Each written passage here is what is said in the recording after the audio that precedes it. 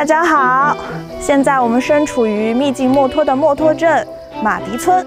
传说这里有很多很奇异的水果和植物啊，特别是网友们经常在网上讨论的一个墨脱大柠檬，也就是学名叫香橼的一种水果。传说这个是真的比脸还大。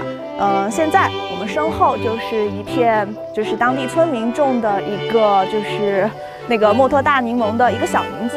现在带大家进去走走看看。哎呦，这棵还不错，摄像老师让我们网友们看一下，这个到底有多大？噔噔。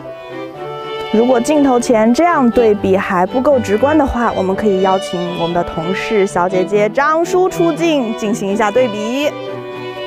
来，大家看，大家瞧，这个墨脱柠檬够不够大？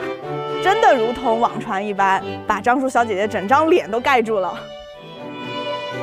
对，然后张叔小姐姐在进行对比的时候，也不断的感叹这个香橼是特别的，就是有一种柑橘类的香气，非常的芬芳，对吧？